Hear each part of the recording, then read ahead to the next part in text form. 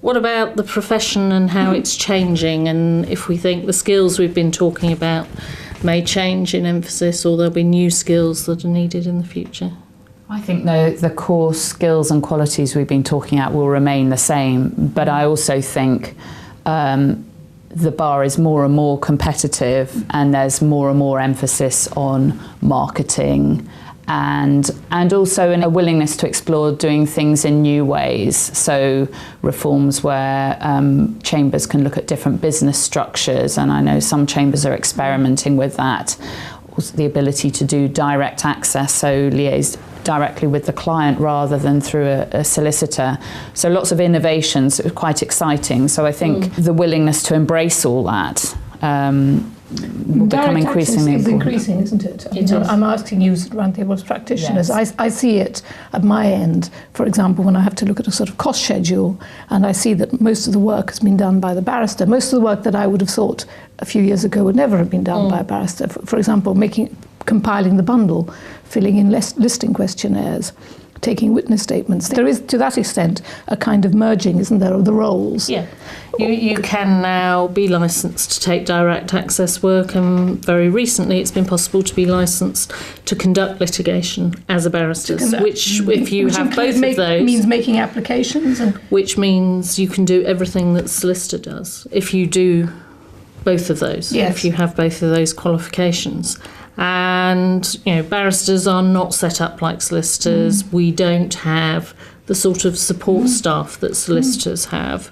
We don't have the sort of tiered lawyers and fee earners all the way down to the paralegals.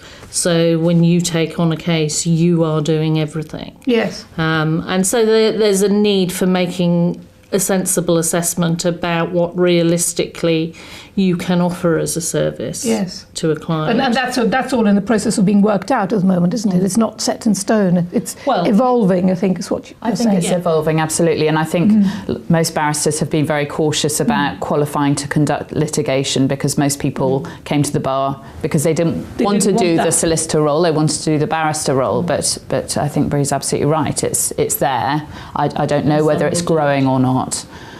I think the hugely valuable thing that certainly I see as a property practitioner is the ability for a client to, at the very beginning of a case or a potential case, say, look, there's a key point here and I want to know whether this is worth pursuing or not. And being able to go straight to a barrister with relatively few papers and say, in my landlord and tenant relationship, am I right in thinking my landlord cannot do this? Whatever and then you it are is. Cutting out the middleman, as it were, the expense of going through the solicitor. Absolutely. So you far more cheaply getting a view from a barrister, and as a barrister that's great because it just comes in at the beginning. Yes, this has legs, it's runnable, these are the things you'll need to do, and then you can refer them to a solicitor if it's something that's worthwhile and they're making an informed decision. So that aspect of it certainly is quite popular and has taken off very well. So that's how, going back to your question, how is the bar changing? That's one of the key ways in which it's changing. And I suppose the other way is a greater use and reliance on technology and digital access to all sorts of material. Certainly we seem to be, possibly, on the brink of the courts making a significant step into greater use of technology and moving away from paper. And that is going to mean those of us who have spent decades with our post-it notes and our highlighters and making notes. It's going to be even harder for the judges, believe you me. Okay? The idea that we're all going to go over to a paper-based system fills us all with, frankly, some horror, particularly if you deal with our line of work, with conveyances that sometimes go back hundreds of years and plans that are enormous. And the idea that all this can be put on, anyway, one mustn't be too Luddite about it.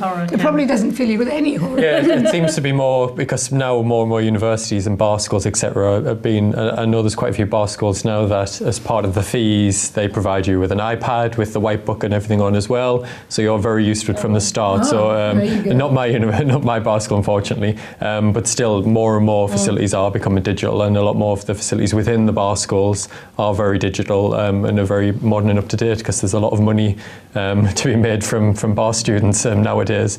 But yeah, so it's becoming, it's a lot more familiar for me, but I still come from the sort of the pre-generation of technology. I can still, when I was younger, I still remember going through and getting the first computer. So I know now, looking at the younger generation, my younger siblings and nephews, that they're even more comfortable with it than me. So going forward, it's just going to increase. We all have to get used to it to some extent. Yes, but there will be a certain advantage that those coming into the profession may well have. Absolutely.